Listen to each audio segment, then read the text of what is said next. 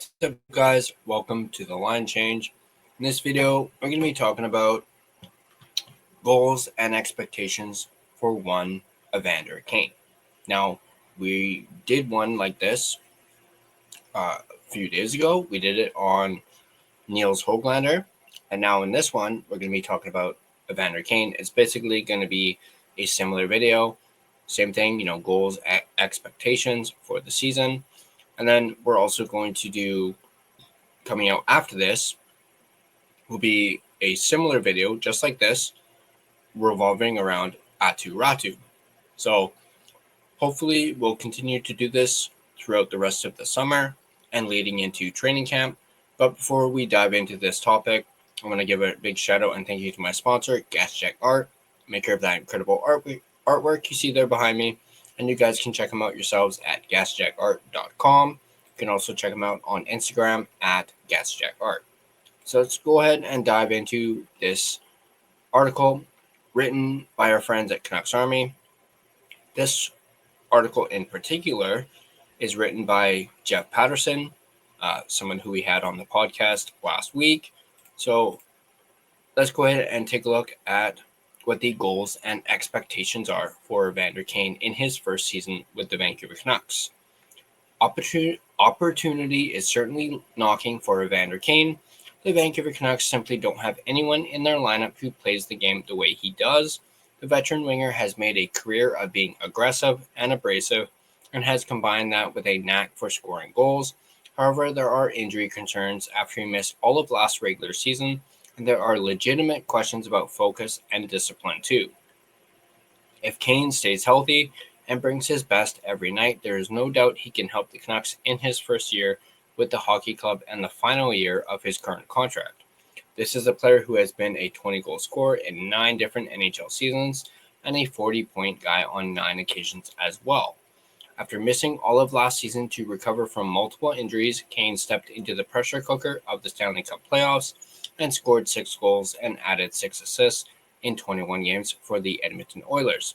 The 34-year-old believes avoiding the grind of a full regular season allowed his body to heal properly and feels that will help extend his career.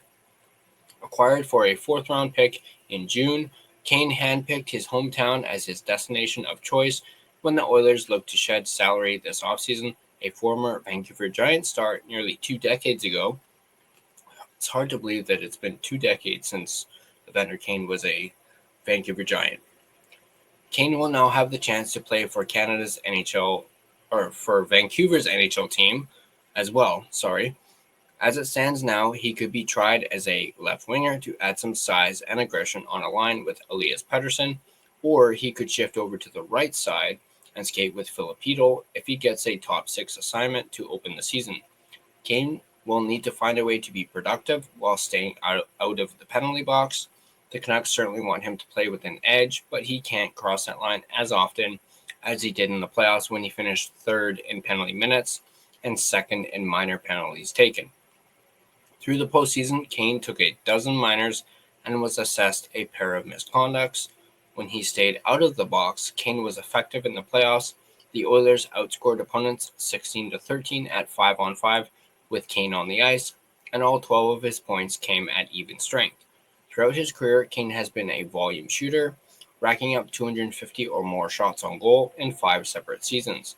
On 4 other occasions, he has reached the 200-shot mark. He is a career 10% shooter, meaning he'll likely need to push for 200 shots again next season if he's going to reach the 20-goal plateau. On a stacked Oilers team, he still managed 220 shots on goal in 2023-24, his last full regular season.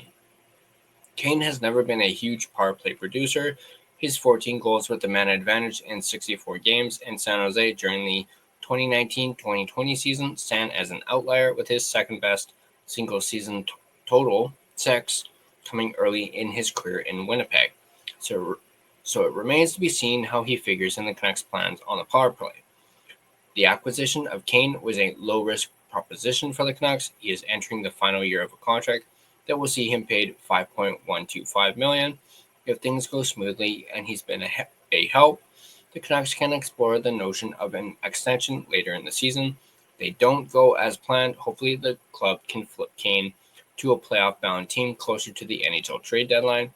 That's all part of the big picture when it comes to Evander Kane. The narrower view is that he's in a city he's familiar with and with the team he wants to be a part of. Now he needs to show up at training camp and prove that he can be everything that the Canucks believe he can still be at this late stage of his career. Let's take a look at what exceeding expectations would be for Evander Kane. For Kane to go above and beyond expectations, he'll need to push for 25 goals and 45 points. He'll also need to limit the number of penalties he takes and keep the drama that has followed him throughout his career to a minimum, or I would say to a none. That's just my personal opinion. Let's take a look at meeting expectations.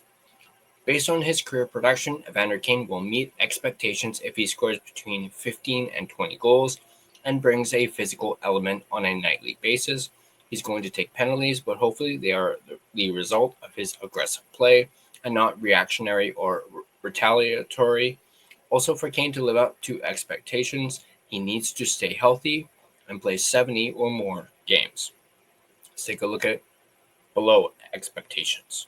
The Evander Kane experiment will not have panned out if he doesn't score 15 goals and if he becomes a distraction in any way.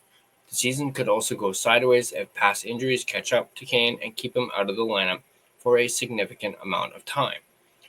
The Canucks do not have the most robust group of forwards in the NHL, so Evander Kane certainly has a role to play in his first season in Vancouver, but he needs to straddle the fine line between being a thorn in the side of opponents and being the guy who hurts the hockey club with ill-timed penalties.